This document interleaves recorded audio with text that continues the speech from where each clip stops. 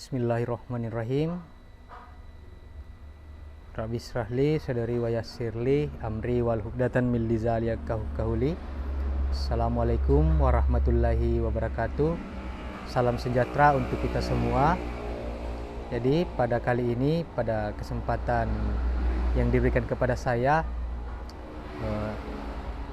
Muhammad Akmal dari Pendidikan Biologi semester 7, kemudian mendapatkan kesempatan untuk berbicara mengenai tentang pengolahan limbah cair. Ya, simak dalam beberapa tayangan slide yang kemudian akan saya terangkan. Jadi berbicara tentang limbah ini, pada tahapan awal kita akan berbicara tentang apa sih sebenarnya itu limbah. Jadi berbagai aspek pandangan tentang limbah dapat kita tuangkan dalam slide kita, bahwa secara umum limbah cair adalah air yang tersisa dari kegiatan manusia, baik kegiatan rumah tangga maupun kegiatan lainnya seperti industri, perhotelan dan sebagainya, yang dapat mengganggu kesehatan manusia serta dapat mencemari lingkungan sekitar. Menurut Aswar, air limbah adalah air yang tidak bersih dan mengandung berbagai zat yang membahayakan kehidupan manusia atau hewan serta tumbuhan. Lalu merupakan kegiatan manusia seperti limbah industri dan limbah rumah tangga. Sedangkan menurut Notoatmojo, air limbah atau air buangan adalah sisa air yang dibuang yang berasal dari rumah tangga, industri maupun tempat-tempat umum lainnya, dan pada umumnya mengandung bahan-bahan atau zat yang dapat membahayakan bagi kesehatan manusia serta mengganggu lingkungan hidup.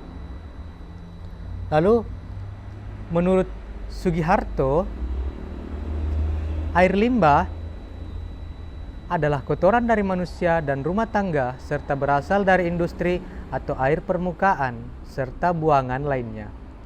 Dengan demikian, air buangan ini merupakan hal yang bersifat kotoran umum.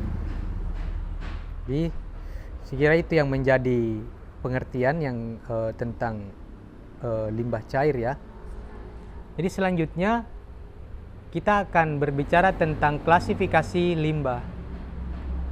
Jadi limbah cair berdasarkan sumbernya dapat diklasifikasikan dalam 4 kelompok. Yang pertama, limbah cair domestik. Kemudian yang kedua, limbah cair industri. Yang ketiga, rembesan dan luapan. Limbah cair domestik yaitu limbah cair yang hasil buangan dari perumahan, rumah tangga, bangunan perdagangan, perkantoran, dan sarana sejenis. Contoh daripada limbah cair domestik adalah air deterjen, sisa cucian, air sabun, dan air tinja. Lalu limbah cair industri yaitu limbah cair hasil buangan industri. Contohnya limbah cair industri, air sisa cucian daging, buah, atau sayur dari industri pengolahan makanan, dan dari sisa pewarnaan kain atau bahan industri tekstil. Kemudian yang ketiga, rembesan dan luapan, yaitu limbah cair yang berasal dari berbagai sumber memasuki saluran pembuangan melalui rembesan ke dalam tanah atau melalui luapan dari permukaan.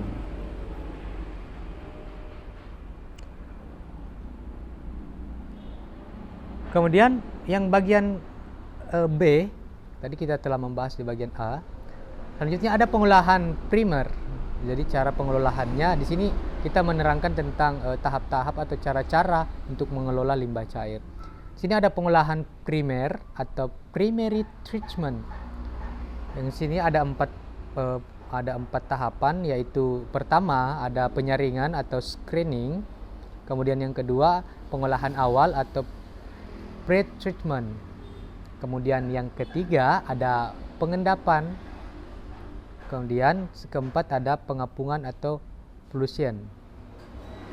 Nah, ini di cara-cara pengelolaan limbah cair secara primer ya. Lalu kemudian di bagian C ini ada pengolahan sekunder. Tadi ada primer berarti ada sekunder ya. Secondary treatment. di pengolahan sekunder ini dia membagi menjadi 3 metode yang digunakan untuk mengelola limbah cair. Ada metode trickling filter, kemudian ada metode active sludge, kemudian yang ketiga treat ponds atau lagoons. Sini tahapan pengolahan sekunder. Nah, selanjutnya ada pengolahan tersier. Pengolahan tersier atau tertiary treatment. Pengolahan tersier ini dilakukan jika setelah pengolahan primer dan sekunder masih terdapat zat tertentu dalam limbah cair yang dapat berbahaya bagi lingkungan atau masyarakat. Nah, pengolahan tersier bersifat khusus, artinya pengolahan ini disesuaikan dengan kandungan zat yang tersisa dalam limbah cair atau limbah air.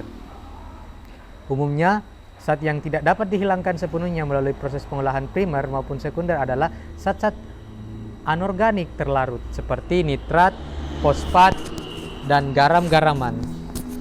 Pengolahan tersier sering juga disebut juga pengolahan lanjutan, advanced treatment. Pengolahan ini meliputi berbagai rangkaian proses kimia dan fisika. Contoh metode pengolahan tersier yang dapat digunakan adalah saringan pasir, saringan multimedia, pre-cold filter, microstaining, vacuum filter, penyerapan dengan karbon aktif, pengurangan besi dan mangan, dan osmosis bolak-balik. Disinfeksi atau pembunuhan kuman bertujuan untuk membunuh atau mengurangi mikroorganisme patogen yang ada dalam limbah cair.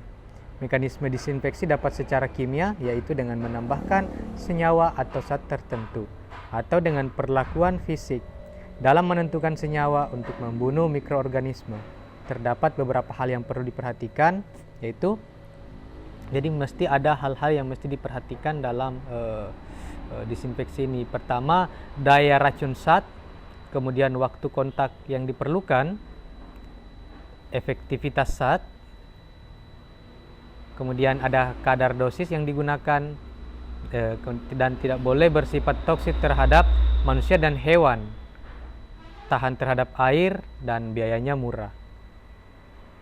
Selanjutnya, pengolahan limbah cair ini pengolahan lumpur, karena lumpur ini masih terbilang zat cair ya.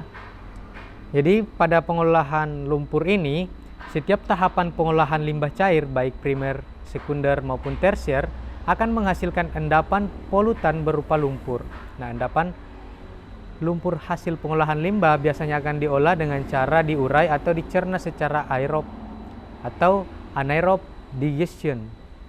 Kemudian setelah itu disalurkan ke beberapa alternatif, yaitu dibuang ke laut atau ke lahan pembuangan landfill yang dijadikan pupuk kompos atau dibakar. Jadi sekira penjelasan mengenai tentang pengolahan limbah cair cukup sekian. Semoga apa yang saya terangkan dan sampaikan terkait pengolahan limbah ini dapat bermanfaat dan memiliki nilai guna untuk mengurangi dampak daripada limbah cair di sekitar atau lingkungan kita. Jadi mudah-mudahan dapat mendatangkan manfaat untuk saya, dan saya mengucapkan banyak terima kasih atas segenap perhatian daripada materi yang kemudian saya sampaikan. Saya mengucapkan yakinkan dengan iman. Saya tutup. Yakinkan dengan iman, usahakan dengan ilmu, sampaikan dengan amal, yakin usaha sampai. Billahi taufiq wal hidayah. Wassalamualaikum warahmatullahi wabarakatuh.